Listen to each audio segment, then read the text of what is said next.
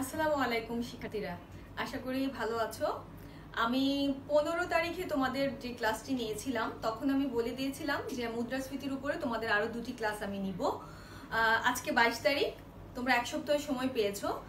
তোমাদের কি মনে আছে আমি গত সপ্তাহে তোমাদেরকে কি পড়িয়েছিলাম? হ্যাঁ, মুদ্রাস্ফীতির সংজ্ঞা এবং বৈশিষ্ট্য, এবং সেখান থেকেই আমি মুদ্রাস্ফীতির হার নির্ণয় করা তোমাদেরকে বুঝিয়ে দিয়েছিলাম। আশা করছি এই এক সপ্তাহে তোমরা সেগুলো অনুশীলন করেছো বাড়িতে।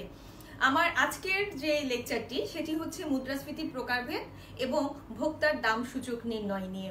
যেহেতু পরীক্ষায় তোমাদের বেশ নির্দিষ্ট কিছু মুদ্রাস্ফীতির ধরনের উপরই প্রশ্ন করা হয়, তাই আমি সেখান থেকে কিছু নির্দিষ্ট প্রকারভেদের কিছু নির্দিষ্ট বিষয় আমি বেছে নিয়েছি আজকের লেকচারের জন্য।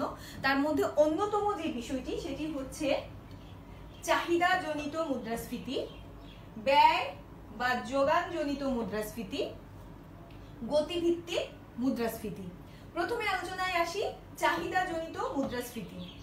চাহিদাজনিত মুদ্রাস্ফীতির মূল যে বিষয়টি সেটি হচ্ছে সেখানে যোগান স্থির থাকবে।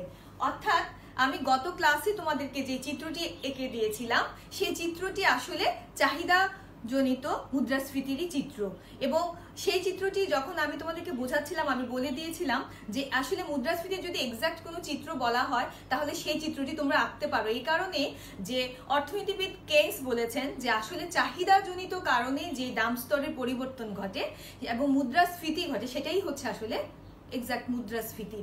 তো যোগান স্থির থেকে মানেই হচ্ছে আমার চাহিদা বেড়ে গেছে, তাই তো?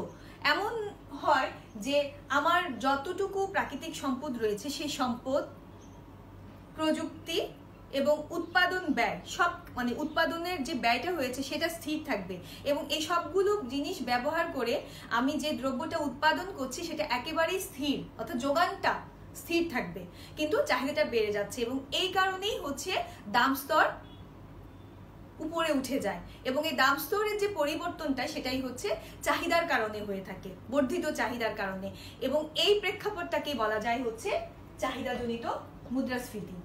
দ্বিতীয়টি যেটি এখানে আমি তোমরা বোর্ডে দেখতে পাচ্ছ, ব্যয় বা যোগানজনিত মুদ্রাস্ফীতি। ব্যয় বা যোগানজনিত মুদ্রাস্ফীতি মানে হচ্ছে একটি দ্রব্য উৎপাদন করতে গেলে অবশ্যই একজন উৎপাদনকারীকে তার উপকরণের খরচটাকে বহন করতে হয়। এই উপকরণগুলো যদি খরচ বেড়ে যায়, অর্থাৎ উপকরণগুলো কিনতে গিয়ে যদি তাদের আগের তুলনায় অনেক বেশি খরচ হয়ে যায়, তখন খুব স্বাভাবিকভাবেই উৎপাদনকারী উৎপাদনের পরিমাণটা কমিয়ে দিবে, এবং যার পরবর্তীতে কি হবে, যোগানটা কমে যাবে। যোগানটা কমে যাবে বাজারে, এবং যোগানটা কমে যাওয়ার কারণেই দ্রব্যের যে দামটা সেটাকে আগের চেয়ে অনেক বেশি বাড়িয়ে দিতে হয়। কারণ হচ্ছে একজন উৎপাদনকারী যেহেতু তার লসটা কখনোই করতে চায় না, এবং তার মূল টার্গেটই থাকে হচ্ছে প্রফিটটাকে সে ম্যাক্সিমাইজ করবে, যার কারণেই হচ্ছে গিয়ে সে যোগান কমিয়ে দ্রব্যের দামটাকে বাড়িয়ে দেয়। এবং অনেক সময় দেখা যায় প্রাকৃতিক দুর্যোগের কারণে, প্রাকৃতিক দুর্যোগের কারণে বা কোনো ধরনের অপ্রত্যাশিত ঘটনার কারণে হচ্ছে উৎপাদন ঠিক ওইভাবে করা যায় না, অথবা উৎপাদন যা হয়েছে তা আমাদের চাহিদার তুলনায় অনেক কম, তখনও কিন্তু যোগান দেওয়া সম্ভব হয় না। অর্থাৎ যোগানটাকে কোনোভাবেই আর, মানে যোগান যেভাবে হওয়া দরকার চাহিদার সাথে মিল রেখে, সেটা হচ্ছে করা যাচ্ছে না। মূল কথা হচ্ছে উপকরণের ব্যয়ের কারণে, ব্যয় বৃদ্ধির কারণে উৎপাদন ব্যয় যদি বৃদ্ধি পায়, অথবা কোনো কারণে যদি যোগান কমে যায়, যেই নির্দিষ্ট যোগান আমাদের দেওয়ার কথা সেটাও যদি না হয়, তাহলে যোগান যদি কমে যায় তখনও কিন্তু দ্রব্যের মূল্য বেড়ে যায়, এবং তখনই হচ্ছে মুদ্রাস্ফীতি দেখা দেয়। এজন্যই বলা হচ্ছে ব্যয় বা যোগানজনিত মুদ্রাস্ফীতি। এরপরেই আছে গতিভিত্তিক। খেয়াল করে দেখো, গতিভিত্তিক মুদ্রাস্ফীতি হচ্ছে, আমি কয় ধরনের এখানে দিয়েছি, মৃদু, পদসঞ্চারী, ধাবমান, উল্লম্ফন। প্রথমেই দেখি মৃদু মুদ্রাস্ফীতি কোনটি। আমি এখানে লিখে দিয়েছি ছোট করে, ধীর গতিতে। ধীর গতিতে অর্থাৎ হামাগুড়ি দিয়ে। আমরা যদি এইভাবে কল্পনা করি যে একটি বাচ্চা হাঁটতে শিখছে, প্রথমে কি করে, একটু হামাগুড়ি দেয়। এই হামাগুড়ির যে অবস্থাটা, অর্থাৎ দ্রব্যের দাম বাড়ছে ঠিকই, কিন্তু সেটা হচ্ছে প্রায় হামাগুড়ি পর্যায়ে, অর্থাৎ খুব ধীর গতিতে, সেটি হচ্ছে মৃদু মুদ্রাস্ফীতি, যেটা অর্থনীতির জন্য খুবই সহায়ক। একটা অর্থনীতির উন্নয়নের ক্ষেত্রে বলা যায় মৃদু মুদ্রাস্ফীতির প্রয়োজন আছে। পদসঞ্চারী, পদসঞ্চারী যেটা নাকি হচ্ছে হেঁটে, অর্থাৎ হামাগুড়ি পরবর্তী স্টেপ হচ্ছে হেঁটে, অর্থাৎ একটু একটু করে স্পিড বাড়াচ্ছে, সেটা হচ্ছে কি দেখাচ্ছে অর্থনীতিতে বিপদ সংকেত। তার মানে এটা কিন্তু আমি এর আগে বলেছি যে অর্থনীতির জন্য মৃদু মুদ্রাস্ফীতি উপকারী, কিন্তু এটা কিন্তু আসলে উপকারী না, এটা একটা বিপদ সংকেত দিচ্ছে যে দ্রব্যের দাম বেড়ে যাচ্ছে এবং কিভাবে, আর একটু স্পিডে। 3 নাম্বার হচ্ছে ধাবমান। ধাবমান হচ্ছে দৌড়ে, যখন আমরা দৌড় দিই তখন কি হয়, আমরা নিয়ন্ত্রণের বাইরে অনেক সময় চলে যাই, ঠিক সেরকমই মুদ্রাস্ফীতিটা যখন নাকি দৌড়ে দৌড়ে চলে অর্থাৎ নিয়ন্ত্রণের বাইরে চলে যায় সেটাকে হচ্ছে ধাবমান মুদ্রাস্ফীতি। এরপরে যেটি আছে সেটি হচ্ছে উল্লম্ফন। উল্লম্ফন মানে হচ্ছে লাফিয়ে লাফিয়ে, খুব দ্রুত, মানে একেবারে অস্বাভাবিক গতি। আমি এখানে লিখে দিয়েছি যে অস্বাভাবিক গতি, তার মানে হচ্ছে যে এই গতিটা কোনোভাবে, এর আগে বলেছি যে নিয়ন্ত্রণের বাইরে, আর অস্বাভাবিক গতি মানে একেবারে অনেক বেশি। তার মানে এই মুদ্রাস্ফীতিটা অনেক বেশি, এটা তো হচ্ছে ভয়ঙ্কর অর্থনীতির জন্য। তো যদিও মুদ্রাস্ফীতির অনেকগুলো প্রকারভেদ নিয়েই তোমাদের বইয়ে আলোচনা করা হয়েছে, তারপর আমি সেখান থেকে তোমাদের জন্য আসলে যেগুলো একেবারে খুব বেশি প্রয়োজনীয় কিংবা বুঝতে একটু অসুবিধা হয় আমি সেগুলো নিয়েই আসলে আলোচনা করেছি। তোমরা তোমাদের পাঠ্য বইয়ে দেখবে যে এগুলোর পাশাপাশি কিছু চিত্র দেয়া আছে। চিত্রগুলো খুবই সহজ, আমি আজকে সেই চিত্রগুলো আঁকছি না এই কারণে যে হচ্ছে যেহেতু আমি এর আগে একটি মুদ্রাস্ফীতির চিত্র এঁকে দিয়েছি, তোমরা যদি ওটার সাথে মিল রেখে বাসায় একটু প্র্যাকটিস করো, এর যে 4 ধরনের গতিভিত্তিক আছে সেগুলো প্র্যাকটিস করতে পারবে।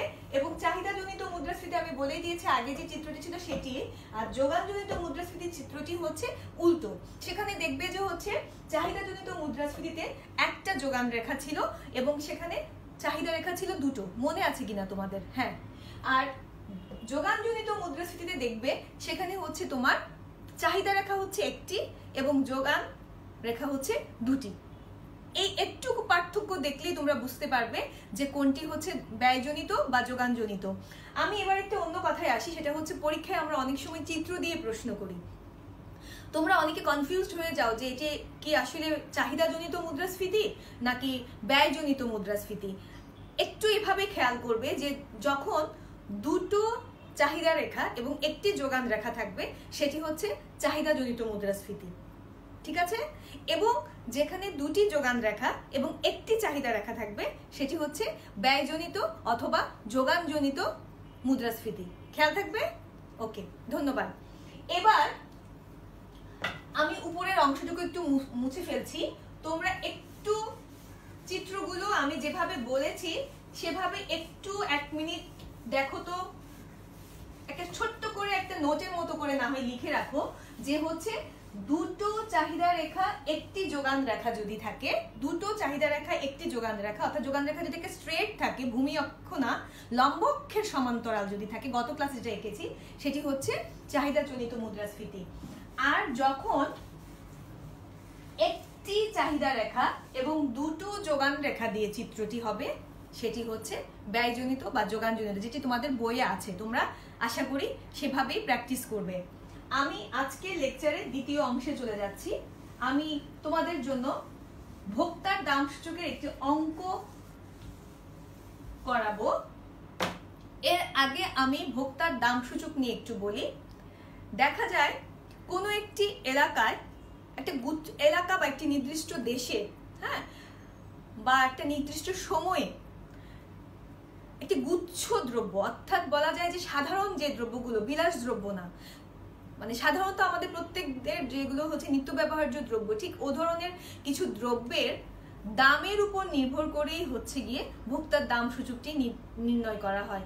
অর্থাৎ গত বছরে সেই দ্রব্যগুলোর দাম কেমন ছিল এবং এবছরের দ্রব্যগুলোর দাম কেমন হয়েছে, এ দুটোর তুলনা করে যখন দেখা যায় যে ভোক্তার এই দ্রব্যগুলো কিনতে গিয়ে তার খরচ বেড়ে গিয়েছে এবং কি পরিমাণ বেড়ে গেছে, এটার উপর নির্ভর করে যে সূচক সংখ্যা ব্যবহার করে ভোক্তার সূচক সংখ্যা নির্ণয় করা হয়, অর্থাৎ ভোক্তার মুদ্রাস্ফীতিটাকে, যে মুদ্রাস্ফীতিটা আছে পরিমাপ করা হয়, সেই পরিমাপটা কিভাবে করা হয় এটা নিয়েই কিন্তু হচ্ছে ভোক্তার দাম সূচক অথবা কনজিউমার প্রাইস ইন্ডেক্স। দাম সূচক মানে হচ্ছে সিপিআই, যেটা ইংরেজিতে দাঁড়ায় ভোক্তা হচ্ছে কনজিউমার, দাম হচ্ছে প্রাইস, সূচক হচ্ছে ইন্ডেক্স, অর্থাৎ কনজিউমার্স প্রাইস ইন্ডেক্স, যেটাকে সংক্ষেপে বলা হয় সিপিআই। এই সিপিআই এর জন্য আমাদের একটি সূত্র মুখস্থ করতে হবে। সূত্রটি আমি এখানে লিখে নিয়েছি, সিপিআই। সিপিআই ইকুয়াল টু, এটা সামেশন চিহ্ন, অনেকেই জানো এটা সামেশন অর্থাৎ সমষ্টি, summation of PN Q0 divided by summation P0 Q0 into 100. Summation of Pn Q0 divided by summation P0 Q0 into 100. যেখানে ভিত্তি বছর হচ্ছে 0, অর্থাৎ একটা ভিত্তি বছর থাকবে, যে বছরটাকে আমরা ভিত্তি হিসেবে ধরে নিচ্ছি। অর্থাৎ গত বছরকে যদি আমরা ভিত্তি বছর ধরি, তাহলে এবছরকে বলা হবে চলতি বছর। তাহলে ভিত্তি বছর হচ্ছে যে বছরটা থেকে পরবর্তী বছরকে তুলনা করা হচ্ছে। ভিত্তি বছর হচ্ছে 0, চলতি বছর হচ্ছে n, দাম হচ্ছে p, পরিমাণ হচ্ছে q, এবং ভিত্তি বছরের দাম স্তর এখানে ধরে নেওয়া হয়েছে 100। ভিত্তি বছর 0, এই যে দেখো এখানে p0 যেটা, এটা হচ্ছে ভিত্তি বছরের দাম, pn হচ্ছে চলতি বছরের দাম, দ্রব্যের দাম, Q0 হচ্ছে ভিত্তি বছরের পরিমাণ, যেহেতু Q হচ্ছে পরিমাণ, ভিত্তি বছর 0 মানেই হচ্ছে ভিত্তি বছর। আর P0 তো বলেই নিয়েছি, যেখানে P0 হচ্ছে ভিত্তি বছরের দ্রব্যের দাম, Q0 হচ্ছে ভিত্তি বছরের পরিমাণ। তার মানে এই সূত্রটাকে একটু খেয়াল করে এভাবে মনে রাখতে পারো তোমরা, যে হচ্ছে Q0 পরিবর্তন হবে না, Q0 সেম থাকবে, শুধু উপরে হবে Pn, নিচে হবে P0। ঠিক আছে, এটার উপর নির্ভর করে আমি একটি উদাহরণ দিয়ে একটু অঙ্ক করাবো। তোমরা একটু মনোযোগ দিয়ে কলম আর খাতা নিয়ে, এবং যদি পাশে স্কেল থাকে তাহলে ভালো, না হয় ফ্রি হ্যান্ডে করে নিবে। আমি অঙ্কটি, এই অংশটা খালি রেখেছি কারণ এখানে আমি প্রশ্নটি তুলব। আমি প্রশ্নটি তুলে তোমাদেরকে স্টেপ বাই স্টেপ অঙ্কটি করে দেখাবো।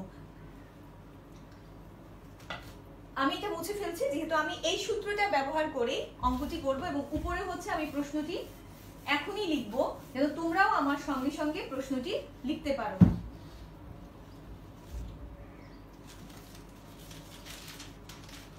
দেখো উপরে আমি এখানে লিখে নিচ্ছি, ভোগ্য দ্রব্যের দাম। তোমাদের পরীক্ষায় এভাবে প্রশ্নটা দেয়া থাকবে, একটা ঘর করবে এভাবে, এভাবে এমন করে, ঠিক এভাবে টেনে একটু নিয়ে যাও। আমি পুরোটা এখনো করিনি, কারণ হচ্ছে যেহেতু আমার কতটুকু লাগবে আমি ঠিক সেভাবেই করব, তোমরাও এভাবে করে নিতে পারো। ঠিক এই টানটা যেখানে আছে, এই জায়গাটা থেকে এমন করে আরেকটু টেনে নিয়ে যাও, এটাকে 2 ভাগ করবে। ঠিক আছে, এখান থেকে এমন করে 2 ভাগ করতে পারো, মাঝখানে একটু জায়গা রেখে আবার একটা দূরে, আবার ঠিক এমন করে, কারণ এখানে দুটো জিনিস বসবে। ঠিক আছে, এই জায়গাটায় এভাবে টানো। ঠিক আছে, আচ্ছা, ঠিক এখানেও এমন হবে, মাঝখানের অংশটা এভাবেই থাকবে, মাঝখানের অংশটাতে কিছু করবা না। এখন ধরে নিচ্ছি এখানে প্রশ্নটা এভাবেই হয়তো দেয়া থাকবে, ভিত্তি বছর, ভিত্তি বছর 2019, অর্থাৎ গত বছরটাকে আমি ধরেছি ভিত্তি বছর, চলতি বছর 2020,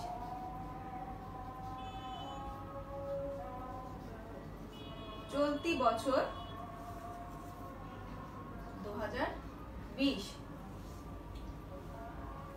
এখানে আমি দুটো ঘর করব, এভাবে করে করো, তোমরাও করো, আশা করছি তোমরা আমার সঙ্গে সঙ্গে করছো। পরিমাণ,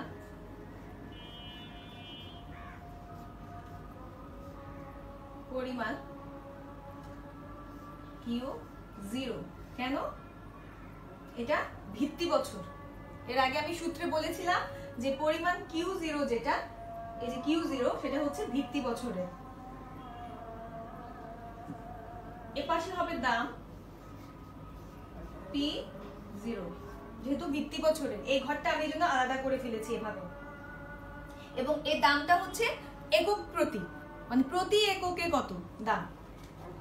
এই অংশটার মধ্যে হবে ব্যয়,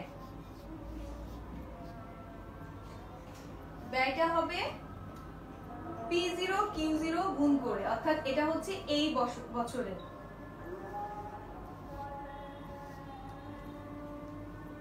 আর একটু স্পষ্ট করে লিখতে পারো, সেটা হচ্ছে যেহেতু চলতি, এটা ভিত্তি বছরের,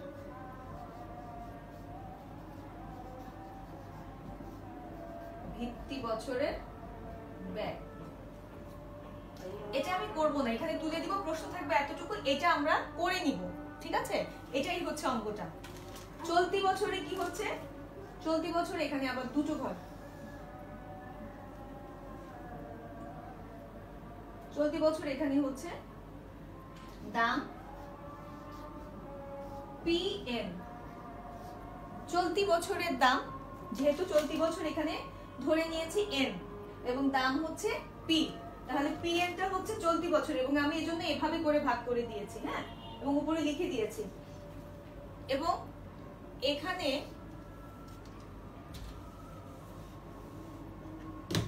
ব্যয়, ব্যয়টা তাহলে কি হবে, যেহেতু এটা চলতি বছরের PN Q0, যেহেতু এখানে কোনো পরিবর্তন নেই, আমি সূত্র যখন বুঝাচ্ছিলাম তখন বলেছি যে Q0 টা সেম থাকবে, তাহলে PN Q0। খেয়াল করে দেখো Q0 এখানে পরিমাণ আছে দেয়া, এবং ওখানে সূত্রেও আমার Q0 আছে, যার কারণে নতুন করে কিন্তু পরিমাণ কিন্তু এখানে আর নতুন করে লেখা হয়নি, পরিমাণ কিন্তু সেম থাকবে, পরিমাণ পরিবর্তন হচ্ছে না এখানে। আচ্ছা, আমি দুটো দ্রব্য আলাদা করে নিচ্ছি এখানে।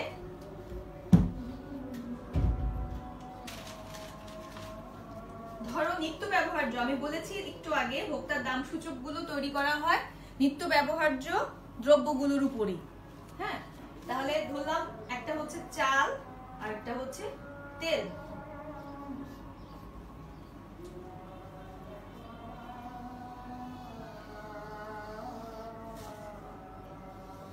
এটাকে আমি এখন ক্লোজ করতে পারি। যারা এখনো সূত্রটি লিখো নাই, সূত্রটি লিখে ফেলো, কারণ হচ্ছে এটা আমি মুছে ফেলবো, কারণ আমাকে অঙ্কটা করতে হবে।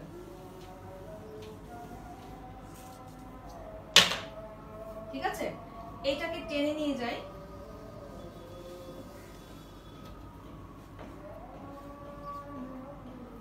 ভিত্তি বছরের চালের পরিমাণ ছিল ধরলাম 30 কেজি, অথবা যাই হোক এখানে আমরা লিখতে পারি কেজি অথবা লিটার, যেহেতু এখানে তেল আর চাল দিয়েছে। 30 আর তেল হচ্ছে 5।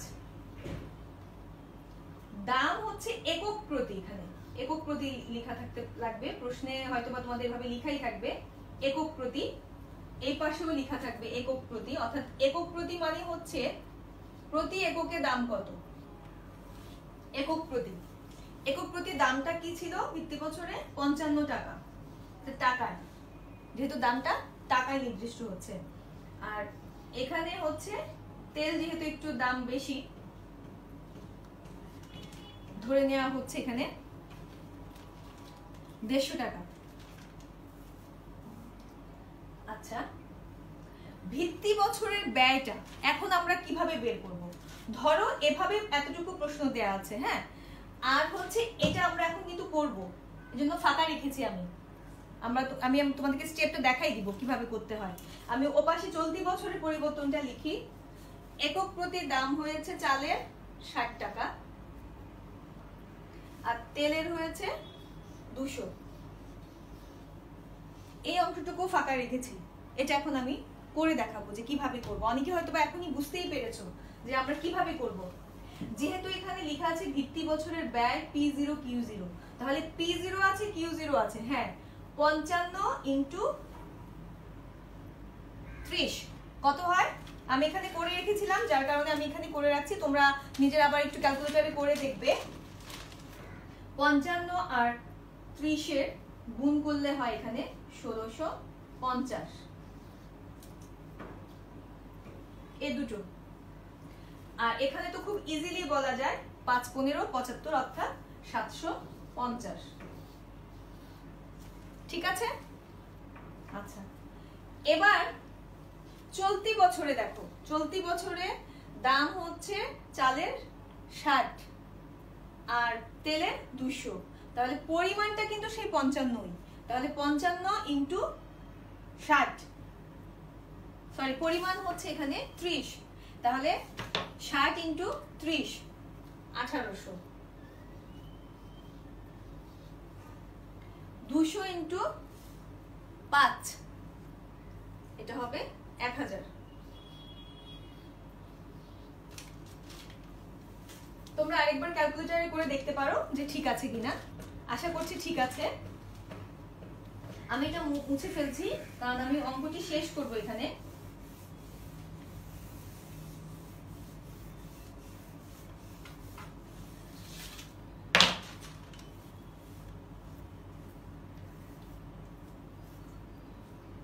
আচ্ছা, তোমাদের বইয়ে অঙ্কগুলো যেখানে করে দেয়া আছে এখানে দেখবে অনেক সময় এখানে সামেশন চিহ্ন দিয়ে এখানে মোডটা করা নেই, কিন্তু তোমরা এটা করে ফেলবে, কারণ হচ্ছে এটা যদি প্র্যাকটিস করো তাহলে তোমাদের জন্য অনেক সুবিধা হবে। আরেকটা ঘর এখানে হবে এই জায়গাটায় নিচে দিয়ে এরকম করে, যেটা হচ্ছে মোট। মোট খেয়াল করে দেখো, এই যে ব্যয়ের ঘরটা, হ্যাঁ এই ব্যয়ের ঘরটা একটু টেনে নিচে নিয়ে আসো, আবার এখানেও ব্যয়ের ঘরটা নিচে নিয়ে আসো। ঠিক আছে? এই সামেশন আমার সূত্রে বলেছিলাম summation of Pn Q0 R P0 Q0, তাহলে P0 Q0 পেয়েছি, আমি এখন সামেশন P0 Q0 বের করব, তাই তো? তা সামেশন P0 Q0 মানে হচ্ছে এইটা আর এইটা যোগ করব। সামেশন অফ P0 Q0 এই দুটো যোগ করলে কত হচ্ছে? 2400 নাকি? 0 5 5 10 0 হাতে 1 6 7 13 1 14 4 হাতে 1 অর্থাৎ 2400।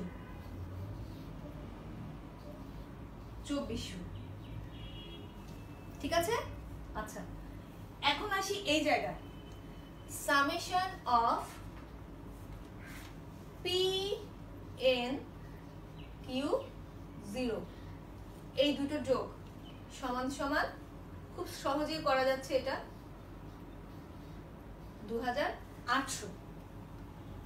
এই দুটো যেহেতু আমরা এখানে করে ফেলেছি, তার মানে এখন আমরা সূত্র অনুযায়ী অঙ্কটা খুব সহজে করে ফেলতে পারবো। তাহলে সূত্র অনুযায়ী আমরা করি যে সুতরাং ভোক্তার দাম সূচক, সুতরাং ভোক্তার দাম সূচক অর্থাৎ যেটা কি CPI ইকুয়াল টু, আমরা সূত্রটা জানি,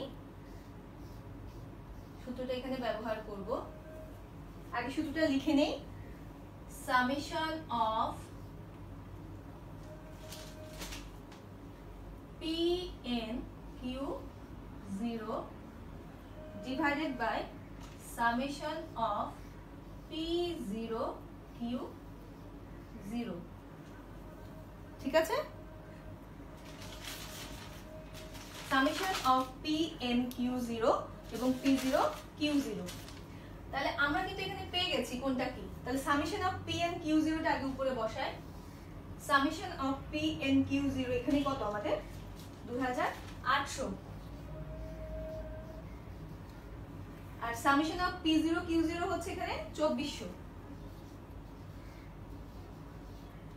ইনটু 100। বাংলা করে লিখি যেহেতু এখানে বাংলা সংখ্যাগুলো লিখেছি, 100। ঠিক আছে? তোমরা ক্যালকুলেটর ইউজ করতে পারো, ক্যালকুলেটর ইউজ করলেই দেখবা এখানে বের হয়েছে 116.5 6 6 6। এটাকে আরেকটু গুছিয়ে আমরা লিখতে পারি, যেহেতু এখানে তোমরা জানো যে 3 নাম্বার সংখ্যাটা যদি দশমিকের পরে তৃতীয় সংখ্যাটি যদি 5 বা 5-এর বেশি হয় তখন 1 যোগ করা যায়, তাহলে এটাকে আমরা 116.67 লিখতে পারি। ঠিক আছে, এইটা হচ্ছে তোমার ভোক্তার দাম সূচক বা সিপিআই। পরীক্ষায় যদি প্রশ্ন এভাবে থাকে যে হচ্ছে তোমার এই ঘরটি দেয়া থাকবে, এই ঘরটি দেয়া থাকবে, এটিও থাকবে, হ্যাঁ, আবার এই পাশে এটি দেয়া থাকবে, দেয়া থাকবে না এটি এবং এটি। তোমাদেরকে করে নিতে হবে এই ঠিক যেই ফর্মুলাটা আমি দেখিয়েছি এভাবে, যখন আমি এটা বের করার জন্য এ দুটো গুণ করে এখানে আনবো, এ দুটো গুণ করে এখানে আনবো, তারপরে সামেশন করব, তাহলে আমি সামেশন P0 Q0 পেয়ে যাব। আবার যেহেতু এই অংশ দেয়া থাকবে না, আমি যেহেতু এই অংশ পরীক্ষার প্রশ্নের মধ্যেই থাকবে, তাহলে এটার সঙ্গে আমি পরিমাণ অর্থাৎ ভিত্তি বছরের যে পরিমাণটি ছিল, যেহেতু পরিমাণের কোনো পরিবর্তন নেই, তাহলে ওটা গুণ করেই আমি এই ব্যয়টা পেয়ে যাব এবং এই ব্যয়গুলো যোগ করলে summation of P and Q0 পেয়ে যাব।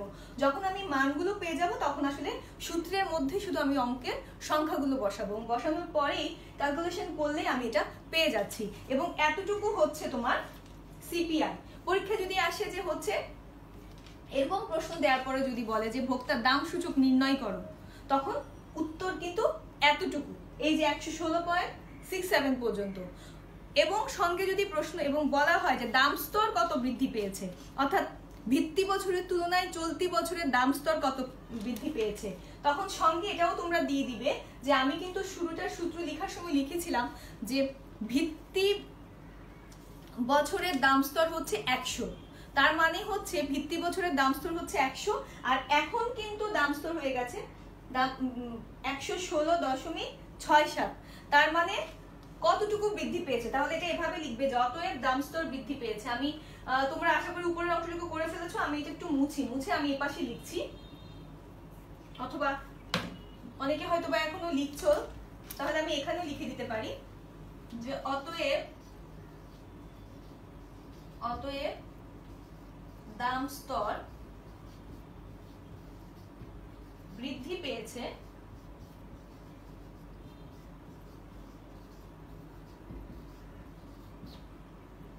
সমান সমান, ওপাশে জায়গা নিয়ে দেখে আমি এই পাশে করছি, এটা আবার একসঙ্গে করে ফেলো না, আমি এটা একটা আলাদা অংশ করে দিই এভাবে, হ্যাঁ ঠিক আছে। অতএব দাম স্তর বৃদ্ধি পেয়েছে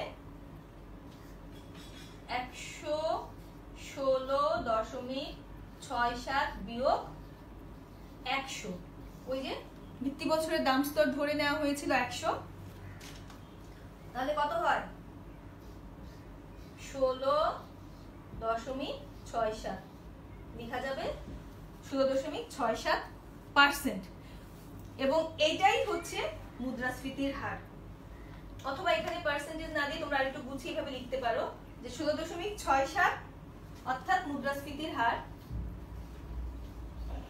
অর্থাৎ মুদ্রাস্ফীতির হার 16.67%। এই হচ্ছে অঙ্ক। ভোক্তার দাম সূচকটা এভাবে স্টেপ বাই স্টেপ করবে। অনেক সময় পরীক্ষায় শুধুমাত্র বলা হয়, এরকম দেয়া থাকলে প্রশ্ন শুধু বলা হয় যে সিপিআই কত বা ভোক্তার দাম সূচক নির্ণয় করো, তখন তোমরা ওই দাম সূচক এতটুকু পরিমাণও যদি কেউ করতে পারো, সেখানে অনেক ক্ষেত্রে দেখা যায় যে পূর্ণ নাম্বার পাওয়ার সম্ভাবনা থাকে। তারপরও যদি মনে করো যে তুমি কোনোভাবেই কোনো নাম্বার কাটতে দিতে চাও না এবং তুমি একেবারে ফাইনালি তোমার সময় আছে এবং তুমি করতে চাও, তাহলে সবচেয়ে ভালো হয় তুমি যদি দাম স্তর কত বৃদ্ধি পেয়েছো সেটাও যদি লিখে দাও। যদি জানতে নাও চাওয়া হয় তাহলে এটাও লিখে দিতে পারো, দাম সূচক যদিও ওখানে, তবে উত্তরটা অবশ্যই এভাবে গুছিয়ে লিখতে হবে যে ভোক্তার দাম সূচক সিপিআই হচ্ছে এত, অর্থাৎ 116.67, আর দাম স্তর বৃদ্ধি পেয়েছে 16.67, অর্থাৎ মুদ্রাস্ফীতি দাম স্তর যেটা বেড়ে যাবে সেটাই হচ্ছে মুদ্রাস্ফীতির হার, অর্থাৎ মুদ্রাস্ফীতির হার হচ্ছে 16.67। ঠিক আছে, আমি তোমাদেরকে একটি বাড়ি কাজ দিব, তোমরা আশা করছি যে তুলে ফেলেছো। আমি প্রশ্নটি এখানে লিখছি না, কারণ লিখতে যদি আমার সময় নষ্ট হয়, তোমরা সংক্ষেপে লিখতে পারো, আমি একটু বলে দিই। প্রশ্নটা তোমরা লিখো, করিম সাহেব এক্স দেশে বাস করেন। এক্স দেশে তার দেশের 2018 এবং 2019 সালের বিভিন্ন ভোগ্যদ্রব্যের 2019 সালের বিভিন্ন ভোগ্যদ্রব্যের দাম ও পরিমাণ নিম্নরূপ। আবার বলছি, করিম সাহেব এক্স দেশে বাস করেন। তার দেশের 2018 এবং 2019 সালের বিভিন্ন ভোগ্যদ্রব্যের দাম ও পরিমাণ নিম্নরূপ। নিম্নরূপ দিয়ে একটা টেবিলের মতো করবা, এরকম করে ভোগ্যদ্রব্য হচ্ছে